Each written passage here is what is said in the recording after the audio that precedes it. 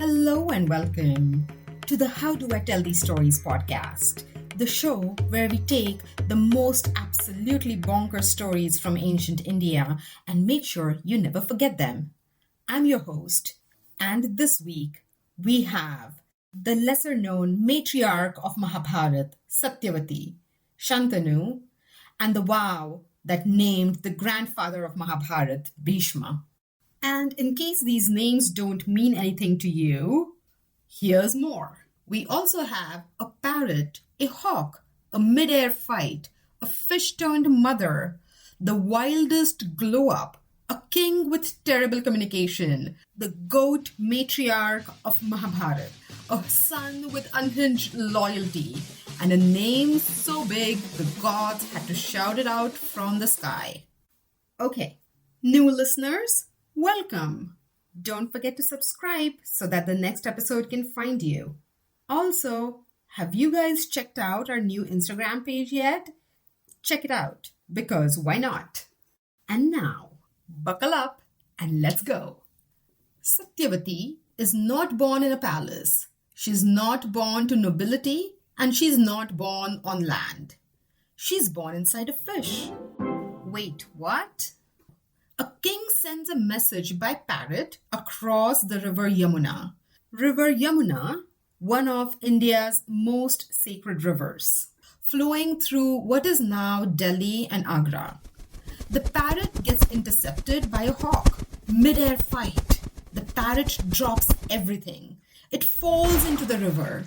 A celestial being happens to be living in the water as a fish, and the fish swallows it. A few months later, fishermen catch the fish and find inside two human children, a boy and a girl. A king takes the boy and leaves the girl with the fisherfolk. Just, here, you deal with her. This girl, she lives with the fisherfolk. That's Satyavati. This is where her story begins. She grows up loved by her community, but the world has one name for her, Matsyagandha, the fish-smelling girl. That is her entire identity as far as anyone is concerned. It bothers her. She does not like it, and she's determined to do something about it. Satyavati grows up to become a beautiful, smart woman.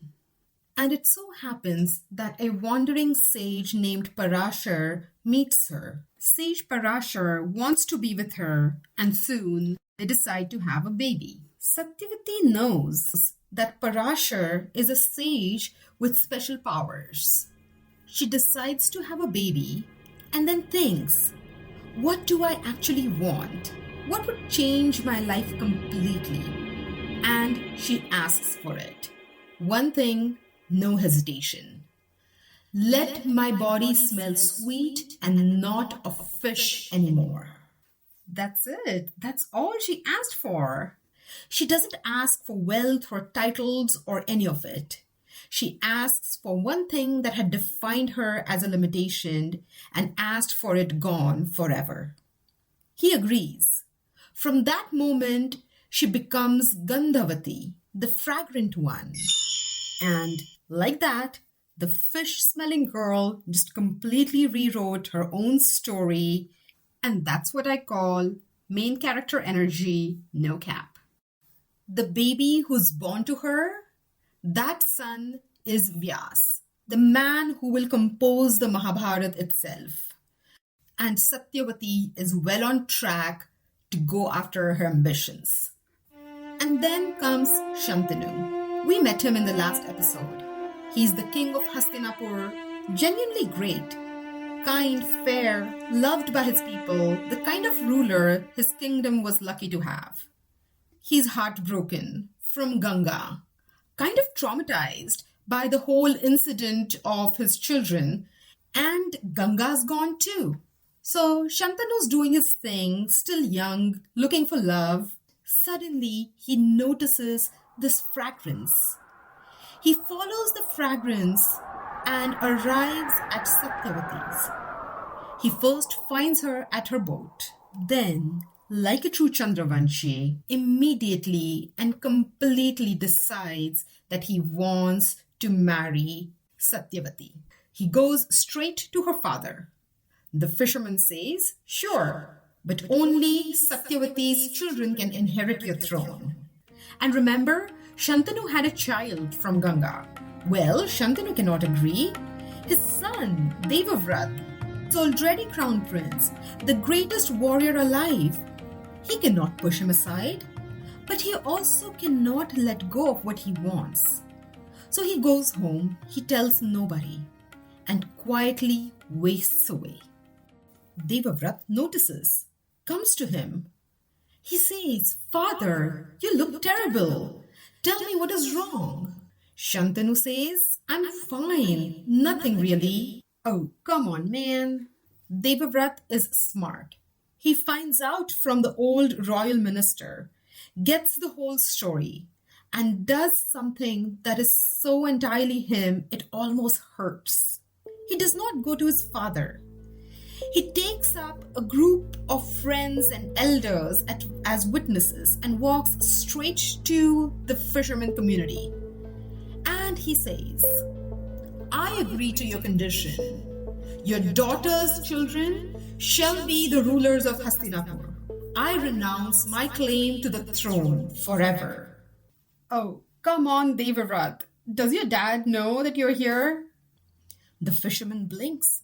The crown prince of the greatest kingdom in the land just gave up his birthright in public. His father does not even know that he is here. But the fisherman pushes further. "I do not doubt you personally, but what about your family, your children?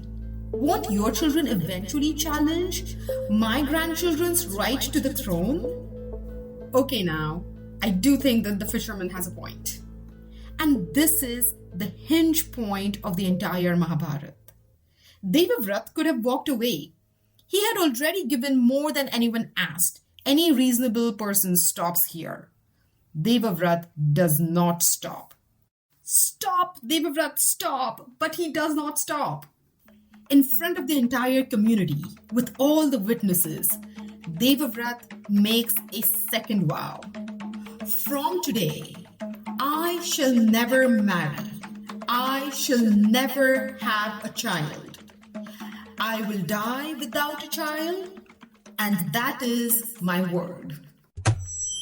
"Devavrat, what have you done? That's giving up too much." Brahmacharya it is called, a sacred code in Indian philosophy. Devavrat is not just making a personal promise. He's invoking something permanent, forever, no exceptions. And that's the moment. The gods are like, bro. The gods pour flowers from the sky over his head. And a heavenly voice cries a name, not Devavrat, a new one, Bhishma. Bhishma, the terrible vow, the fierce oath. He's no longer just Devavrat, he's now Bhishma. Sanskrit root Bhish is to terrify, to be formidable. The cosmos heard what he gave away. His throne, his family, his children, his lineage, his future, everything, and decided no existing word was large enough. So they made one and shouted it from the sky. And like that, Bhishma brings Satyavati home. Shantanu hears what his son has just done.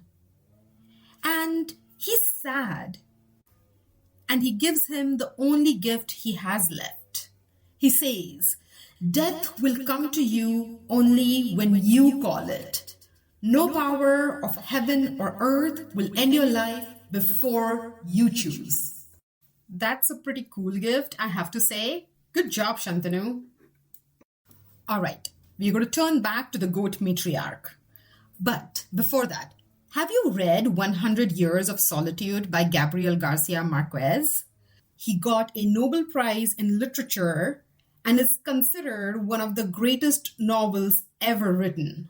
And if you know me, you know I'm a fan.